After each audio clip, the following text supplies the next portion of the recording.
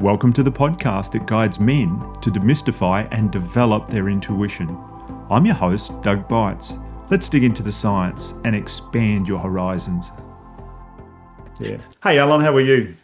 Good. How are you? Good. Long time no see, mate. When I saw I that you were coming, know. I'm thinking, oh, I hope Alan comes. I hope Alan comes. I love your company. Yes, I'm here. Yeah. And most of you guys have probably haven't met Alan because it's been like No. 6 months since you've been in the call. Now, just to Yeah. explain, so before Alvin jumps in, so I remembered Alvin. Alvin, yeah, he's in, I was going to say he's on my top right, but anyways, he'd be wherever you are. Alvin was born with no arms, so if he looks a bit funny, that's it, and that's his thing. He's been a public speaker for the last 40 years, so he's not adverse to that. And yeah, so Alan, Amazing. since you're the old new guy, do you want to just spend 2 minutes telling the other guys who and what Sure. where? Yeah, I'm Alan Wiederhold. I am the co-founder of a neuroscience company called Numa. Before that, I was in the healthcare insurance industry for 30 years. Tore it all down to the ground, had an amazing psychedelic experience that changed my life, became a facilitator, and then created this company out of that. So I have been rebranding the last year, kind of moved away from psychedelics more into the brain health longevity space, and really been kind of refinding the industry and the footing. So I just got back from an amazing wellness festival in Miami, and we're kind of launching everywhere this year. So it's kind of been amazing. Excellent, excellent. Yeah, that's yeah, good, good. Yeah. And so the product that you have, it helps neural Yeah, plasticity. neuroplasticity reduces brain fog, creates clarity with six primary ingredients we call Cogna-6. So it's GABA, inositol, magnesium, taurine, L-theanine, and all vitamin Bs. And we have four times more electrolytes and potassium than anything on the market. So again, I kind of created it with ketamine clinics in mind, and I started working in that space as I was working with people in psychedelics. They would have these amazing transformations. They would have this neuroplastic event where their brain would be open to the critical period, is what we call it, and there was nothing there to support it. So we reverse engineered it with a genetics lab down in DC that does PTSD work with the Air Force, and we launched October will be a year. That sounds like a great supplement. Like I wouldn't Yeah. have, if you'd told me that it had nothing to do with the ketamine therapy, I would just be like, that sounds like a great I take half that stuff already. You know? And now we don't talk about ketamine or psychedelics. I just kind of share my experience. And that's kind of what we found is I was so passionate about healing and where our origin was. And people were like, I don't like psychedelics. I don't want anything to do with Mm. psychedelics. It's very, not a lot of people are putting their references or their referrals or testimonials about, hey, I have a mental illness. I do ketamine and this has been an amazing product. So yeah. Yeah, Yeah. that's what we were just talking about there. Just as you were coming in, I was just saying I've just started a TikTok channel, and my youngest son has been coaching me through it because for a living he creates TikTok ads and Instagram ads and all that Oh, sort of stuff. And yeah, so and his last product he took on, he didn't realize he was a little bit green. They sent him, it was an aphrodisiac. It's like a chocolate. So he's now got to go and find paid actors to film. And he had the hardest time. I Where? said to I said to his mother, I said, "Come on, we're going to help him out. Like, surely we can, like, because we have done a couple of videos for him, like dog beds and things like that, you know." And he films us giving testimonies about him. And I said, "Come on, it's just an aphrodisiac. Like, all we've got." The script basically says, we've had trouble with our sex and all this sort of stuff. Now we can't keep our hands off each other, and like, and she's like, she knows like that second bit how animated I would get. But he eventually found someone who would oh, that's so funny. do that one. Which, Yeah. so I'll have to find you on TikTok. So I have almost 10,000 followers. I have a lot of dads. There's a movement on TikTok called Dads Supporting Dads, and it really has been amazing. So I've met guys from all over the world where we do lives. We talk about mental health issues and just all the things that dads kind of struggle with. Nice. Because I hate TikTok. The three times I've been on it, it's just fucking overwhelmed with these ridiculous videos, and I'm like, flick, I don't want to watch that. I don't want to watch that. I don't want like, and I shut it off. I'm like, this is Yeah. scary. But I'm going on my young fella's advice, like, Dad, you're going to get a whole different market, and there Yeah, is you will. heaps of men out there that need what you're talking about. I'm like, There okay, are I trust you. 100%. Yeah. Yeah. So when you look for the hashtag dads supporting dads or dudes supporting dudes. And TikTok's actually my favorite because it really is the one that feels most community. And the dads that you meet are just, they're so, it's like you guys, they're just like so amazing Okay. that you really build a community and then it becomes what you want to see. And I think that's the thing I like about TikTok is that the for your only page is really the things that are of interest to you, not like the like Meta where they just kind of push advertising what they think you want to see. Mm. Yeah. I have a question for you, Alan. Yeah. Um, because this is something that might like the dads, the dad versus dad. How do I put this in? The dads being good dads movement on TikTok. It's my thought would be probably the dads who are on TikTok are because their kids are on TikTok and they wanted to find out what it was. So like a natural good Not at dad, all.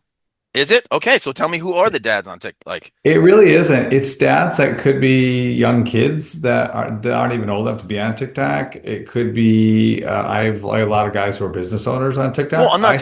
No, I'm not saying I I'm started, not trying to pigeonhole you. yeah, I'm trying to say like this might be a unique kind of cross section of dads who are trying to understand the next generation. They're trying to like, and that's how they yeah. got into TikTok. And I I think don't that think shows so. a level of emotional intelligence of Yeah, that and generation. I wish that were the case. I don't think that is. I think a lot of them are just getting into TikTok because they hear that's the next thing. Now, the other thing that is interesting about TikTok, there are a lot of ways to make revenue on TikTok. And from our perspective, I actually started because my business has a TikTok page. My marketing team was like, you have to be on TikTok because right now, if you kind of look at where TikTok is from a usage standpoint, it's really where Meta was probably 10 years ago. So if you're able to start drawing and creating revenue now, and the TikTok shop is what they call it, that's the new Right. QVC. So they you can go and sell product, kind of Doug, like what you're saying, your son wanted you to sell this product. If you have 1,000 followers, you can start selling on the TikTok shop. And then you can start earning revenue that way. When you get to 5,000, you can start creating content, going live, and you get paid for the lives. When you get to 10,000, any video that you make over 1 minute long, beyond that, you get paid by TikTok. So there's like all these revenue streams that are pretty early in the game that people are trying to get into. Wow. Well, what Interesting. if you don't Well, care about the revenue stream? You care about the messaging. And that's where I'm at. So I don't really care about any of that. For me, it's just going live, connecting with other dads. It's sharing workouts in the morning. What I have seen from it, I've seen men who have quit drinking. I've seen men who've gone to the gym for the first time in months because I post all my workouts. We used to do a lot of dad supporting dad challenges. So the month of July was really just kind of going back old school calisthenics. So we started off with 25 push-ups.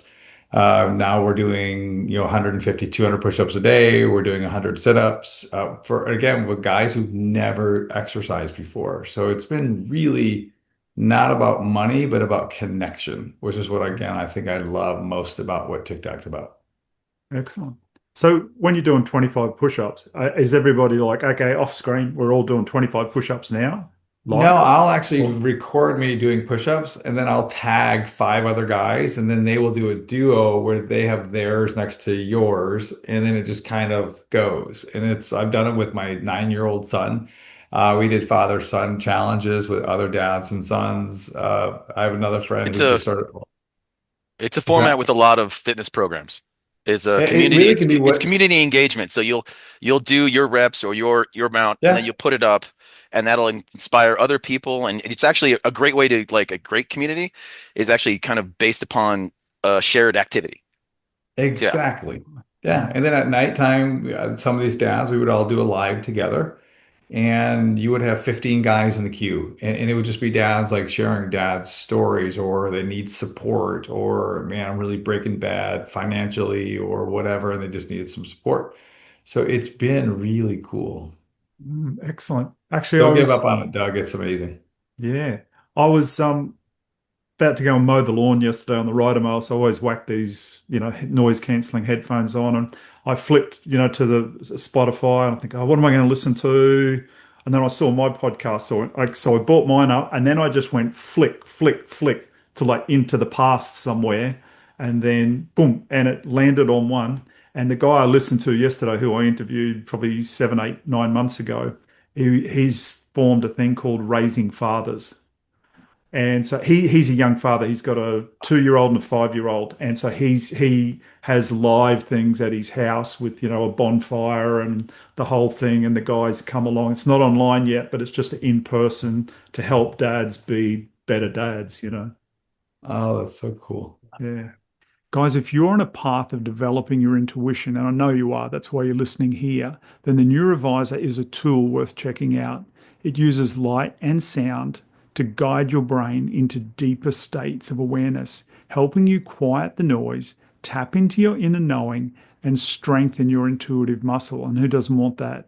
There's no pills, no fluff, just 11 minutes a day to reset your mind and reconnect with your instincts. I've bought myself one last Christmas and I've added it to my daily practice, and the shifts are real. This is not a paid ad, but if you use the link in the show notes for more information, I do receive a small percentage of the purchase price. I highly recommend you check it out. So, I haven't got a theme for the day. I thought in the last day, I've had so many different thoughts of and then it's just like, and then in the 20 minutes before we started, it was just like all that went. And I thought, okay, that just means I'm not coming up with a theme. And I think we've been talking about some good stuff already. And yeah. How have you been, Alvin? You've been quiet today. Well, first of all, I'm exhausted. I'm sure this is not a unique story, but I was booked to speak in St. John's, Newfoundland, Canada. Not sure anybody knows where that is, the easternmost part of the country. And I had a decision I made, you've been there, to give myself a cushion for a day, because to get from Calgary, it's easier to get to Paris. It's easier to get to London. Yeah. Simply because that's the way it is traveling in Canada. Canada's a pretty big freaking country, So I realized two different options. One was leaving here at 5 a.m., which would have meant being at the airport at 3:30 a.m. And I already told you I don't like 5 alone getting up, let alone being on a plane at 5 a.m. So I booked a flight that was 11 o'clock to Toronto, an hour and 10-minute connection time, and then getting into St. John's, Newfoundland at 11:30 at night. And that's very typical for people in Newfoundland to know that the airport is open that late. So anyway, done that before, no problem. Of course, in our house are different worriers. I'm the worrier. Darlene never worries. That's my wife, for those of you that don't know. And there was a horrible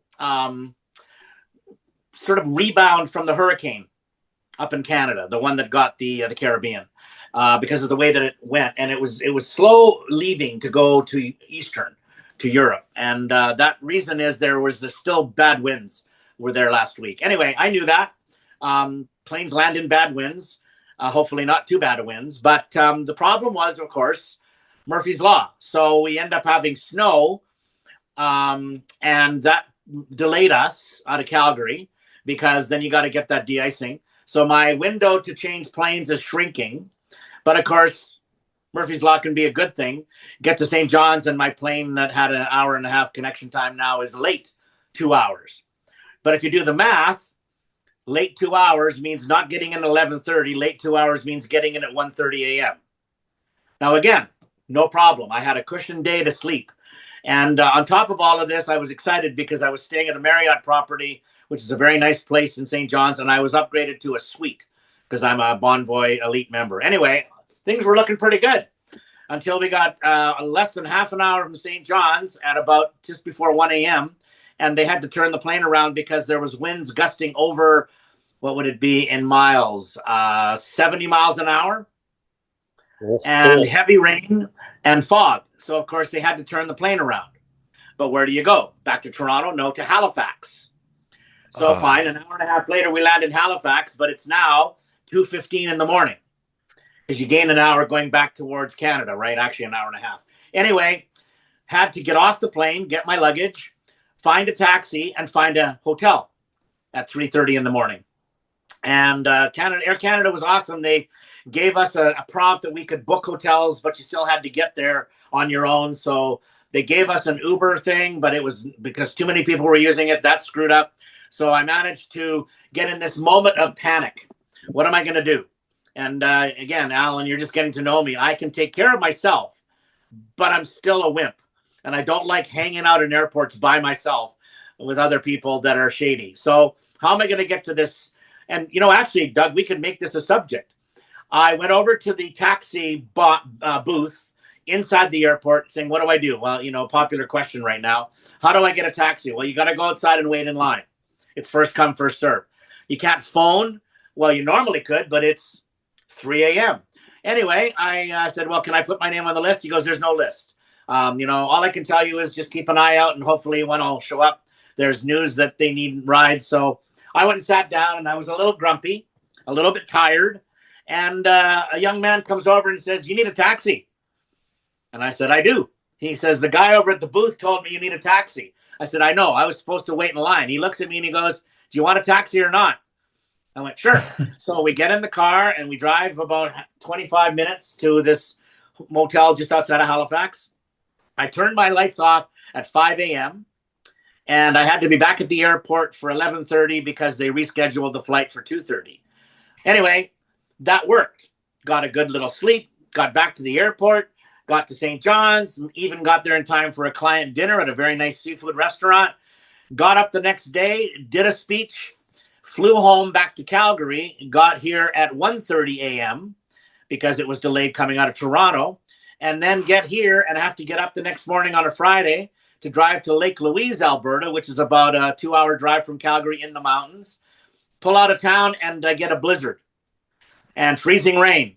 And then all of a sudden, brake lights and emergency vehicles. There was a huge multi-car pileup with semis and half tons. And amazingly, the road wasn't closed. As I'm driving along and I'm thinking about my life, I made it to Lake Louise in time for a 3:30 speech for a very important client.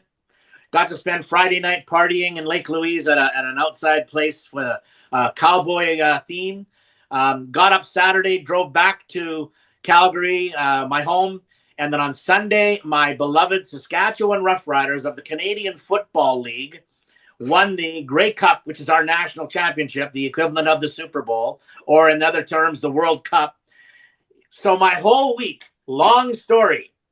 How often do we all have weeks like that where there's no currency? It's up, it's down, it's good, it's shite. It is just all of this. And then at the end of the day, you come home and your wife says, you're so lucky, honey. And I have to agree.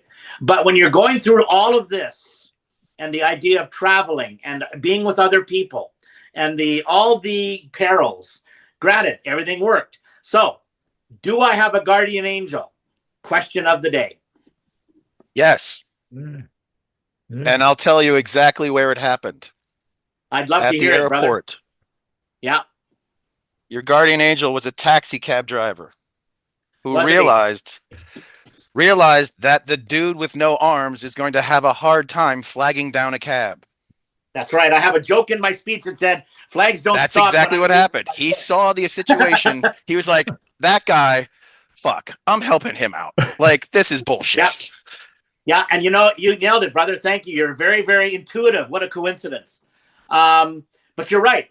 And that follows me around all of the time. Now, if you were to be a critic, one might say, well, it's because you got no arms. No question. No. There's no doubt in my mind having no arms is my bonus. It truly is. But you still need somebody on the other end of this equation to care. Yeah. And I find with all of the bullshit that's going on, especially in the US of A right now, I truly believe that the majority of the people on planet Earth are good people versus the other. But the other somehow, through all of this weight and balance, like the politics of America right now, all of the ugliness gets way too much attention. And sooner or later, Yeah. it has to balance out. And I think it's gonna. But that's my life. And you're right, man. Well, These the problem angels is, are Alvin, around. They're around. the bad people are always louder than the good people. Good people know when to be quiet. Bad people Yeah, don't know how to shut up. you're right. Anyway, that's how I am, Doug. I'm just exhausted because of the Cool. emotional thing, but Yeah. also a 65-year-old trying to catch up on 2 time zones difference going there because Newfoundland is 3.5 hours ahead of Calgary. Okay. Wow. And then tomorrow I go to BC and it's an hour behind Calgary. So it's again one of those weird things. But bottom line for me professionally, and this is what Darlene reminded me of, you made a wish. You wanted to be busy again. You wanted to be traveling again. You wanted to be doing your speeches again. Don't be bitching and complaining when you have a flight issue because welcome to traveling. You just need to Drum be roll. more specific. You need I to know. watch out for that monkey's paw thing. Yeah. Yeah. That's right. Exactly. But no, I'm often fascinated with guardian angels. I truly am. I felt like they've been around me my whole life. I really Yeah. do. Yeah. I And I believe in them too. and that's the thing. Your guardian angel is often someone who's been told intuitively to do something, so you're reliant on them acting on their intuition to follow through. Yeah. I also bring out the goodness in people. My wife was joking one time. Remember that show, Touched Yes. by an Angel, on American television? Yeah. She said, you should have been in that show. Yeah. She's probably right. I could have been a great Yeah. part of that show. I bring a sense of something to people in conversations wherever I happen to be. Well, Airplanes, restaurants, I stores. think you bring a lack of judgment. That's what you Yes, bring. true. And the fact that because what I do when I do in musing is my job is to create a safe space and then invite people into it. And it has to be like that. I know how to control my safe space. I know how to control it. I know how to understand the emotions and read people are in it. But I feel like you naturally create a safe space around people, and it just good people are drawn to it and they feel it. Like you have an energy around you that's just positive. Like from the second you see you, it's just like, yeah, I feel safe around you. Thanks, brother. Somebody nailed this one with an expression that I just had to laugh as soon as he said it. And it's cheesy, but I disarm people. You son of a bitch. I was almost drinking. It's a really interesting skill, isn't it? When you can do that. And by the way, it's not just people like me with a physical difference. You No. can always sense when somebody's got that karma code surrounding them. I've had people tell me my aura is a deep purple. And again, I wouldn't have believed in auras until everybody started telling me about mine. But it was actually more because my wife, who believes in this completely, introduced it to me when we met in 1991. I was not a cynic. I just didn't believe in auras. I didn't say they were wrong or they were making it up, but I had a hard time believing it until people started coming up and saying, do you realize how big your aura is? How powerful it is? And I guess it is, because I can get up on stage and everybody stops talking. It's just fascinating to watch. I've been in a lot of rooms where there's good speakers up there and people sit at their tables chatting. That's Yeah. never happened to me, ever. Not once, ever, in 40 plus years. So I'm not bragging. I'm just saying it's fascinating how theoretically I'm supposed to be less because of my lack of arms. In fact, I believe it's the Ah, opposite. Totally opposite. I believe so too. Yeah. Yeah. Yeah. Very cool. Very cool. Really cool. And David or Alan, do you guys believe in guardian angels? I don't Yeah, know. I mean, there's I definitely do. something, right? But if we say guardian angels, then everybody's got like different ideas of what that is. And some people are thinking about big shiny guys with wings, and there's different cultures Right. and beliefs and stuff. So yeah, I mean, for sure there's something, but I don't want to put a label on it. Right. It So saved my I life actually before. I posted a video on TikTok about a month ago. We were my wife was it was in a choir and we were going to a Pride festival because they were doing a singing thing there. And I took my kids and I just posted this video because it was really awesome to watch my kids walking around with pride flags. I mean, we've never been to one. They really didn't know what it was, but it was just cool, like people being people. And then on my way, I bribed him to go to a pumpkin patch after that. And then we were going to go to lunch, and I blew a tire. And I'm on the side of the road, and I'm looking at my car, and I'm getting down there to change my tire. And within 5 minutes, tow truck stops and says, "Hey, do you guys need help?" I'm like, "Ah, no, no, I'm good. And everyone's out, and it's like 90 degrees." And then he drove away. And then 5 minutes after that, I didn't even have time to say no. And Mr. Keith, just this young African American guy, jumped underneath my car and he started jacking it up. And I'm like, no, no, I got it. He's like, no way, man. He's like, I've been stuck too many times. He's like, I'm helping. And he had the thing up, grabbed the tire. And then we were all like, he got back in his car and he left. And so it was like, Mr. Keith saved the day. It was like, but I posted that on TikTok. And I have 30,000 views on just that one alone. And I've had others that I've shared that were 300,000. People are craving positive something. Like it's Wow, just so yeah. So I believe Mr. that's Keith was awesome. like, he was there. So and gone David, before I could. David, how was your life saved? Oh, I got saved from a car wreck. There's a steep, real narrow road near me that it goes up a hill and then there's a sharp right. And one day I was driving up there, it's country road, and I just hear this voice like pull over. And I just for whatever reason I just did. Like I didn't question it. I didn't go, "Hey, I'm hearing voices. That's odd. Should I do this?" There was no debate. I was just like I just pulled over, and I'm like sat there. Birds are singing, nothing's happening, and I'm starting to think, am I going crazy? Here I am. At least nobody can see me doing this. And as I'm having that conversation with myself, this car comes flying down the hill, and they've misjudged the bend. They're going way too fast. If I'd been there, it would have smashed right into my driver's door. Ah, Um, and I've heard that voice one other time, Wow. which was like early on in my kind of spiritual awakening journey when everything got really weird and there was all sorts of there was a lot of weird shit going on. And I'd gone out for a walk in the woods near me just to kind of clear my head and try and integrate all this stuff that was happening. And I was walking back. It was a beautiful evening. I was walking back down the street just near to my house, and it goes, "Look up." And again, no debate. I just immediately look up, and a shooting star goes right over my head the very instant that I looked up, and it was like, oh, somebody's looking out for me. It was nice.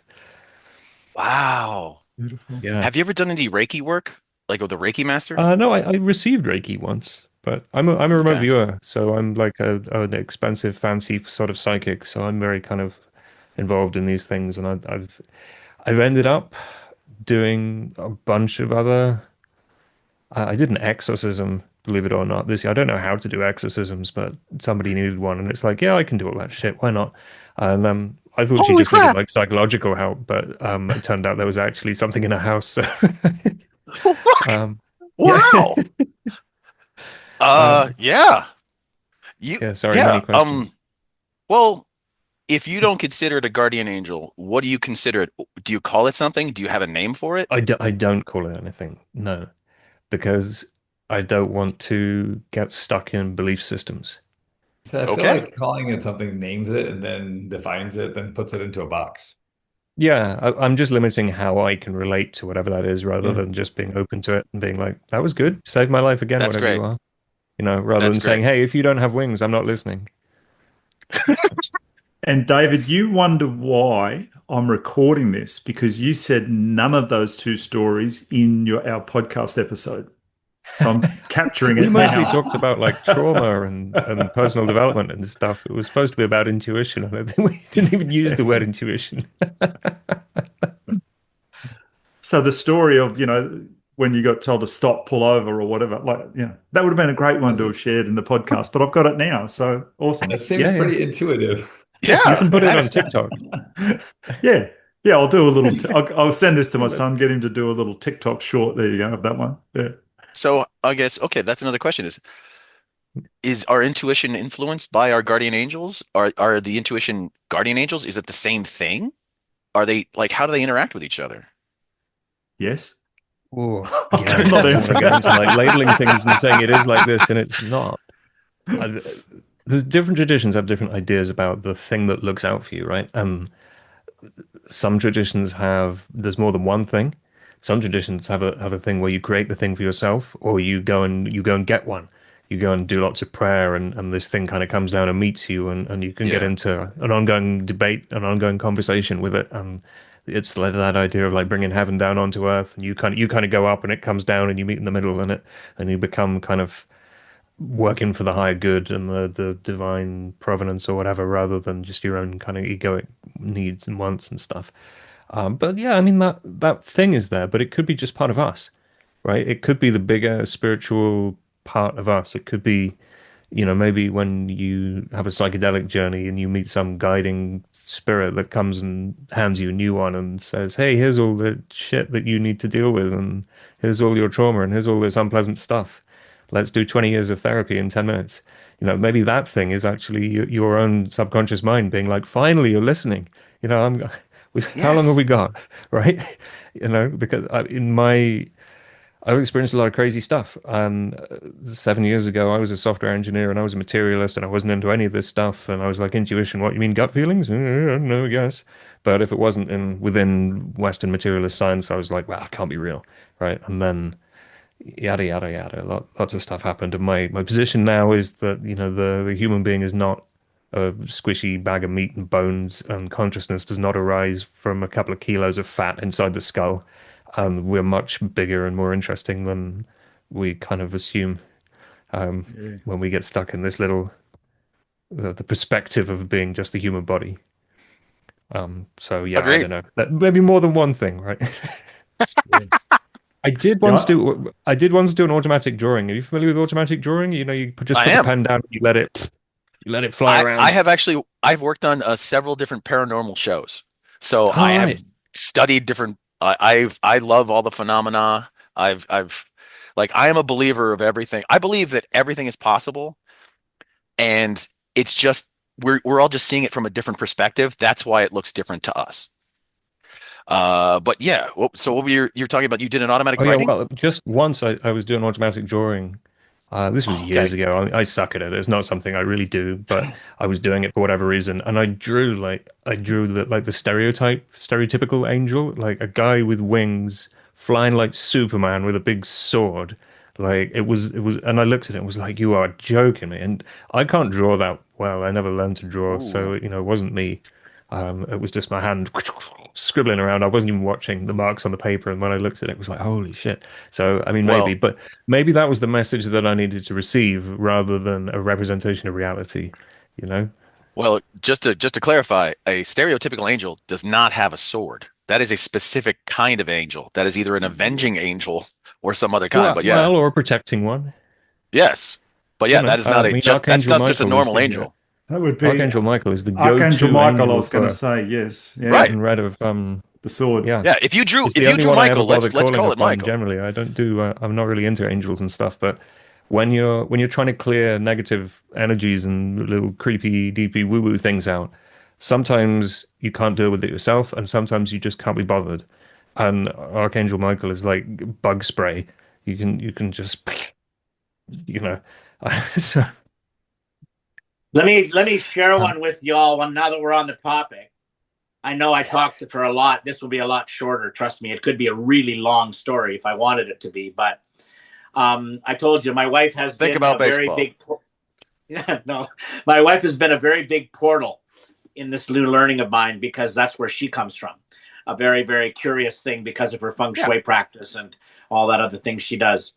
We go to England in about, this would have been around 2015, speaking in a 400-year-old old TB clinic used for various things over all the time that it's been there. I wish I could tell you where, about an hour and a half north of London. I can't tell you exactly where this place was, but it was where they were having the conference. I was one of the speakers. When I was done, typical people want to come up and meet me, give me a hug, etc., etc. One lady looked very uncomfortable. She says, I need 10 minutes of your time in private, please, not where anybody's listening. So that was a little weird. I thought it was another mental health story, and I'm always willing to listen to those. She said, and she was again started with, do you realize you have a purple aura? And I went, okay, is that what we're going to talk about? She goes, no, I want to talk about something else. I saw your angels, she said. And I went, excuse me? She goes, I saw them. They weren't there at the beginning, but about 20 minutes into your show, I started noticing this materialization behind you. And I started looking around me and thinking other people saw this, but apparently I was the only one. That's why I need to talk to you in private. She goes, I'm not nuts. I'm not seeing dead things, because that's what my husband always bugs me about, that stupid movie. She says, but I see it and I need to talk to you about it. And I said, look, I'm not the person to talk to. So, short version of this long story, I hook up Darlene and this gal, and they have coffee the next day. And when they arranged to have coffee, the lady said, I have a couple of questions, and I need you to think about them as you're going through the night and into tomorrow when we have actually tea. When they sat down and had tea, the lady said, I saw the angels. I know who they are now, and I need to ask you a question. One of them is unquestionably the Archangel Gabriel. And she said, it has a form, and it's a very stereotypical form. But my understanding would be it's a protector angel, and it had a great affection for you by this wholesomeness. It was a very gentle angel. The other angel wasn't quite the same. It was about half the size. It looked almost human, and its name is Peter. Darlene says, Peter. She goes, yeah, that's his name. I know that's his name. Darlene says, Alvin doesn't know anybody who died named Peter. I've known him for a long time. We've talked a lot about this. And then Darlene stops and an audible gasp. And then she says, unless my birth father, him and his wife, Sophie, my birth mother, gave me up when 5 days old. He died in 1983 due to alcoholism. And she said, that's the only thing I can think of would be her dad, Peter. She says, did he have dark hair? Yeah. Was he about 5'8" tall? Yep. That would be him. So, question, is that him? She was convinced, and there's no way she would know anything about my birth family because it's not published anywhere. No names, no identifications, never been in an interview. I didn't know Peter until I met my birth family in 93. But there's no way this has ever been talked about in anything I've ever done in public. How did she know that? Mm. Do do do do do do do do. Yep. Exactly. So rather than be a cynic, Well, I said to Darlene, what do you think? She said, you should have seen the look on her face. This woman is not fabricating anything. She's not crazy. If anything, she's trapped because very few people will take her seriously. Mm. There you go. There you go. Stephen, you and your shows you've done, I mean, that's a very odd community to many of the rest of the world, in their opinion, Yeah. right? Well, yeah, but you shouldn't really care about anyone else's opinion. That's right. First But I off, find it interesting yeah. because those people are looked at as a group. Even my wife sometimes gets looked at by people thinking she's kind of weird. Well, Yeah. she's not And that's weird. no. Here's society. Here's my issue has always been humanity versus society. Yeah. Humanity. Yeah, good I one. love humans. It's people that are the problem. And that's always the issue is someone is trying to be a person who doesn't line up with the human that they are. They have built it because of someone else's opinion or some like their backstory or their own images, but they've tried to create a person around a human form that is not the same thing. And my job is to dig away all the people crap down to the human who's below. And so you get really good at identifying human identifying moments, like the clues to feels is what we call them. Like people will tell you who they are. They just try and slip it past you. So if you're listening well enough, you can always hear them. They'll always be like, well, my father never let me do that. Boom, casually. But if you were like, your father never let you do this thing that you're talking about right now, 50 years later, you just casually threw that off. That is not a casual thing. That is something that is still inside you. Let's dig it out right now and find out where it is. And I feel like that's where but we believe so many things. We have to do so many things when we actually don't. We don't. You only have to get off like Maslow's hierarchy of needs. All you have to do is get like one level above that, and that's all you need. Do you know But what I that's just found? me. Because I'm really weird and I do things that most people regard as impossible. Hey, Alvin, remember last time we spoke, I told you I'd been predicting the future on YouTube, and Yes. I put up that prediction about Canada is going to strike up a trade deal with India, right? Yes. And today, Oh. somebody sent me, no, yesterday, this headline: Canada moves to rebuild trade ties with India after years of tension. Trade minister on a visit to India. I know. And I would remember we were talking about Cambodia. Yeah. That's Hey, also been in the news. you got any other tips, bro?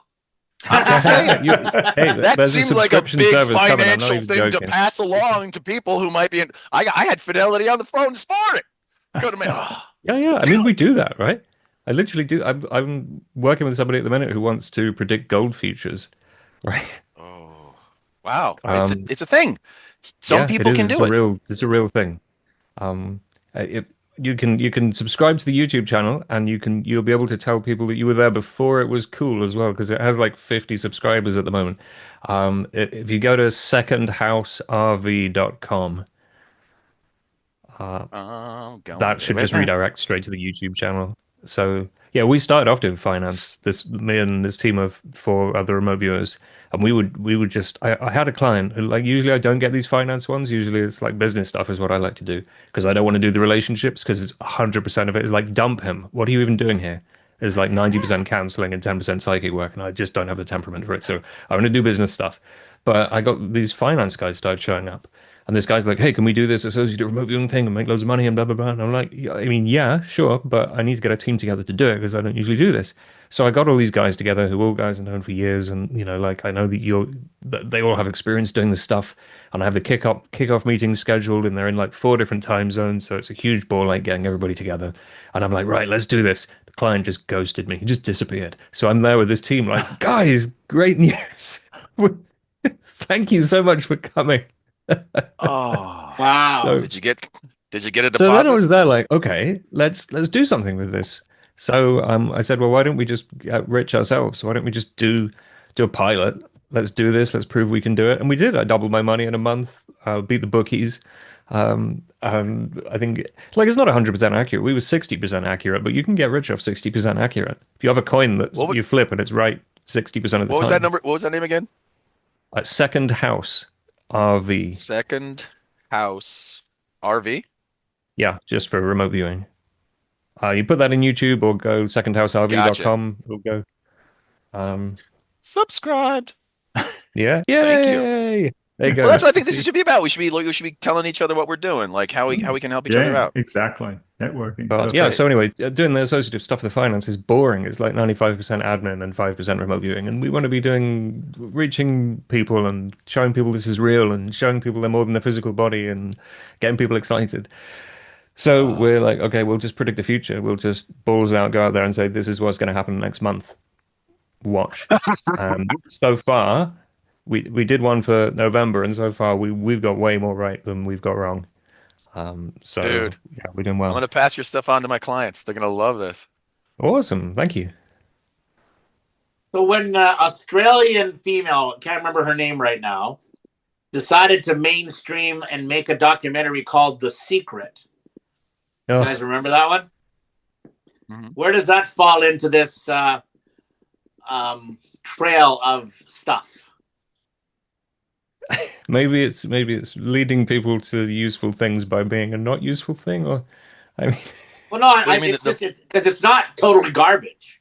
yeah, No, yeah, but it's not totally it great felt like either. a lot of it was because of these silly things like, oh, I can never find a parking spot, but I always find one. Those kind of things, like Mm. that is shallowing out, in my opinion. But Well, it was when kind I of a watched that show, the timing of it, for me personally, before The Secret became a thing because of our little network of friends, it hit me. The idea, it hit me because of what we've been talking about earlier today. I mean, obviously, bad shit happens to me. I'm not immune, but more good shit happens to me than bad shit. I yeah. just see it all the time. What did I do? I don't know what I did. I don't think I'm getting compensated for being born this way because that's not a mistake. I just think when your mind is open to anything possible, when you've had to live the life I've lived, it goes deeper than just using your feet. It becomes part of what Mm. we talk about every time we have a chat. There's something else. And either you believe in this stuff or you roll your eyes and go, pass me a I think I know tequila. what it is, I think I it's think I when know Yeah. you what it are in is too. You go alignment with what first. you're supposed to be doing, right? It's alignment. When you get in the groove, it's like downhill mountain biking where you don't have to pedal. You just kind of follow the thing Yeah. and you go and you have a great time. And if you want to go off piste, then it's going to be hard work and there's rocks and you got to work hard to go.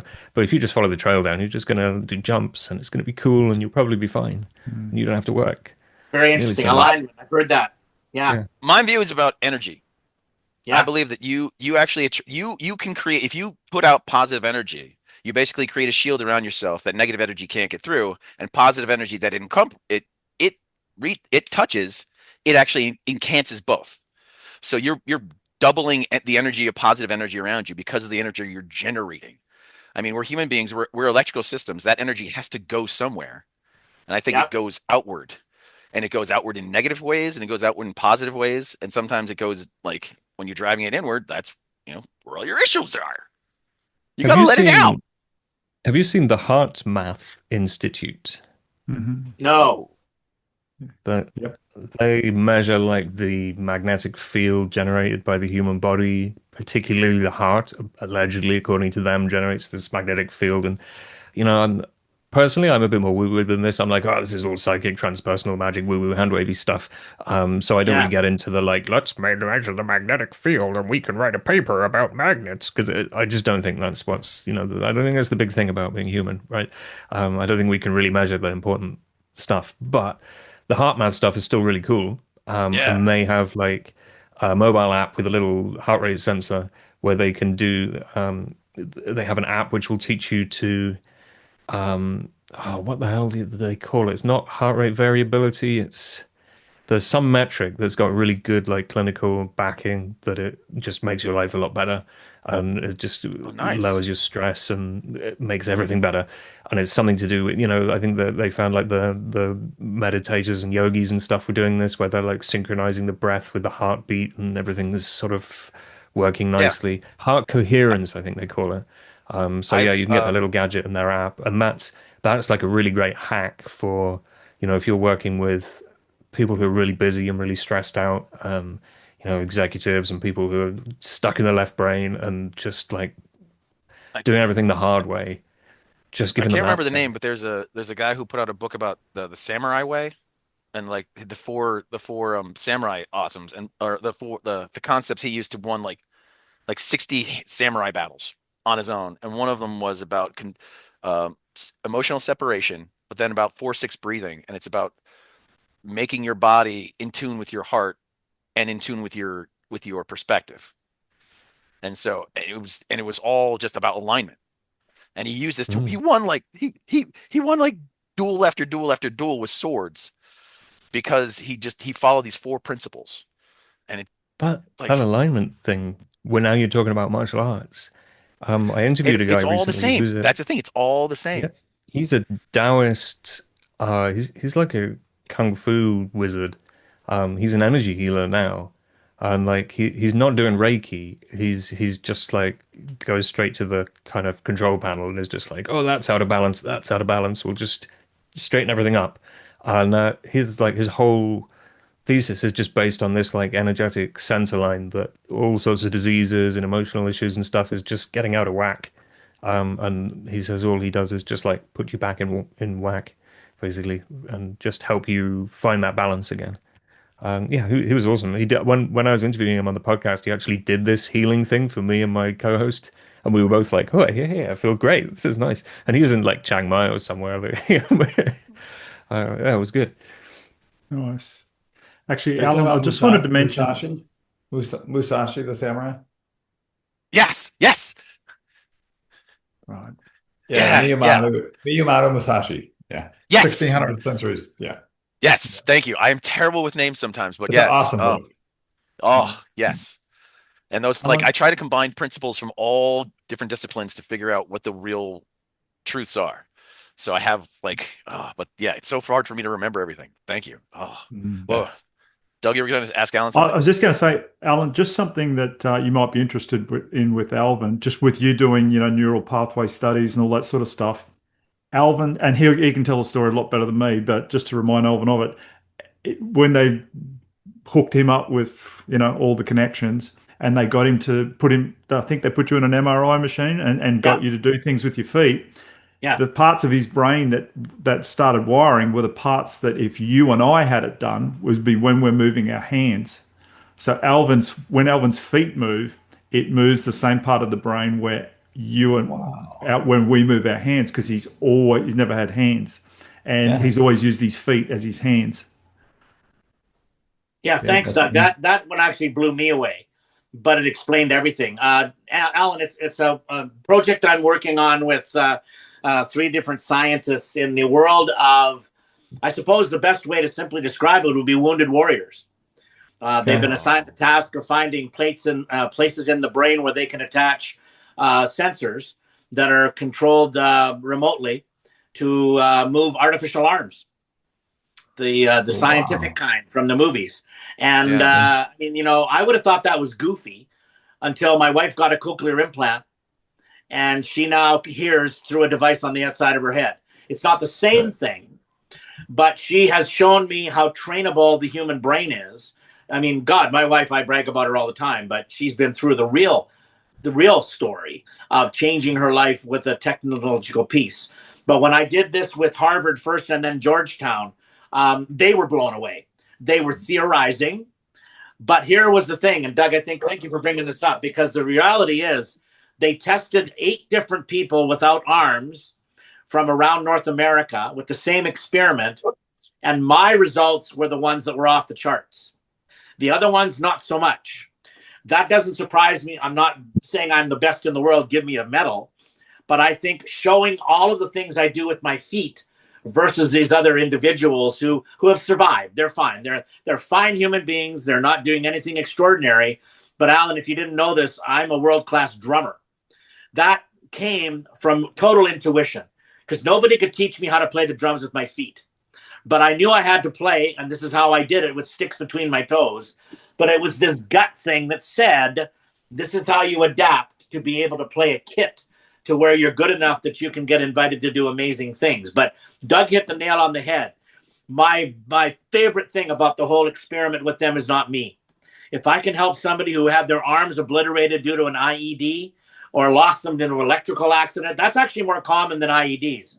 People that have electrical accidents working on power, where they get electrocuted in their hands and they lose the use of their arms. If they can put these things on these folks and all they have to do is think and the arm moves, I'm so proud that I was able to contribute a little bit. And, and again, we always talk about the woo-woo. We always, right, David, we make fun of that. But the woo-woo is also, to me, an extension of the amazing brilliance of science and technology. If we didn't have people inventing these things, we wouldn't have them. So there's got to be something in there too. All engineers are not just nerds. They're very, very smart people. Hey man, a plane was woo-woo at one point, flying through the air. Yeah. Woo, woo, Exactly. woo. Yeah. Think Come how, on now. think how Yeah. woo-woo a cell phone is. If you went back to 500 Oh. years ago, if you were back at the Spanish Inquisitions, they would have burnt you alive. It's not woo-woo though. That cell phone wouldn't be woo-woo because you'd be able to show it to other people and prove that it was real. It's woo-woo when you're communicating really subjective experiences to other people and telling them this is how it is, and it's like no, that's your subjective experience. That's not how it is. True. Yeah. Touche. Yeah. Yeah. Alvin, I have one question. Yes, sir. The other 8 people in the study, was there anyone else who was born without arms? Was it all people who had lost their arms? No, they were all born that way. Oh, okay. Wow. No, they Wow. wanted to. In fact, I provided the list of 5 of them that I've known through the thalidomide community, and they're all doing Wow. quite well. But Okay. my buddy, one of my buddies, his name is Gavin. I'll give you a perfect example. Gavin is a computer genius, and he uses his feet. But he took a trip recently on one of those European boat ride things, because he's got a lot of money. First time he left home in his entire life for that kind of holiday. So, and my point is, functionality of feet is not unique.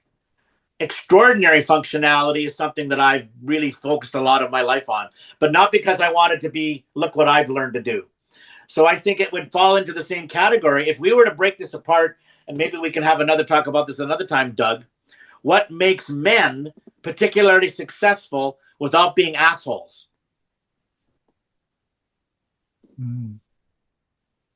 Good question. Right? How the Because fuck am I supposed to know?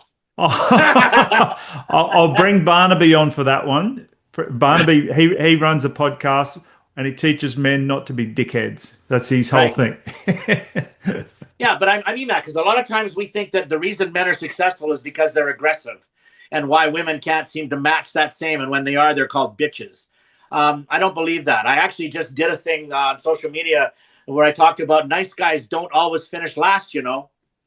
Well, here's my little philosophy about musing. You've heard follow the money. If you Yeah. want to follow, if you want to understand a behavior, follow the power. Who's at the top of that? Who gets the benefit out of that? And that's the person who decided that's the rule. So the people who decided aggressive men get what they want were aggressive men. Right. Yep. Right. Yep. Well, that's why being part of this little group every now and then is a wonderful thing, Doug. It truly, truly is. Yeah, it's been great. And we've been going just an hour, so won't take us too much longer. But anyone got any final things they want to throw in there? No. And I'm going to say, Alvin, probably the reason that one thing you shared in your podcast of why your brain is so powerful to like your toes. Alvin, in that podcast, he told me that his adopted father was a motor mechanic. And when he was 5, he used to bring home nuts and bolts and get Alvin to put them together with his toes. So you can imagine that motor skill being developed and the neural pathway connection there. Putting nuts and bolts together with your toes when you're 5. Yeah. Well, if Doug, we extend that a little bit further, one of my greatest memories was sitting on the floor in our living room in Canada, building plastic models with my toes. Not the snap together kind either, the ones that you got to glue and paint and all that. Yep. I was fastidious with my toes, but it never occurred to me that's what I was doing. Right? That part has to go to that part. That part has to go to that part. I have to do this because that's how I use these. And, it was until I started being released to the world. And I think that's a huge part of it. I did a podcast this morning with a guy in Philadelphia, actually, and I got him in tears when I said this. It'll be a nice way to sign off today. Using your feet, being mechanical, being able to do the things I can do with my toes is wonderful. But my favorite thing is still being able to reach across the table and hold my wife Darlene's hand because she doesn't see a foot. She sees her husband. Oh, beautiful. Wow. Isn't that good? And that's why I'm always smiling. I have bad things happen, but I tell you, this whole thing about being grateful, that is the bottom line to it all. Gratitude is a big, big motivator in my life, and I sense in all of your lives too. So grateful for all of you guys. I truly am. Thank you, Grateful guys. for you too, buddy. It's 8:30 a.m. here in Thank you for Australia. doing this, Doug. And my day is about to be an awful lot better with having been with you four. My day always finishes a lot better because I've chatted with you too. And I actually do have to go as well. But thanks, gentlemen. And hey, nice meeting you, Alan. I hope we don't, it's not 6 months again before we see that beautiful face. Absolutely. Absolutely. All right. Thanks, Take care, guys. gents. Catch you Cheers, later. everyone. Thanks, everyone. See you. Well, we're at the end of another thought-provoking episode. Remember to subscribe so you'll be alerted to new episodes. I want to say thank you to the men who are joining me on this journey of intuitive development. I truly hope our time together has expanded your reality and reinforced trust in your ever-reliable gut feeling. Embrace your intuition. It will not lead you astray. Until next time, stay tuned, stay curious, and trust your gut.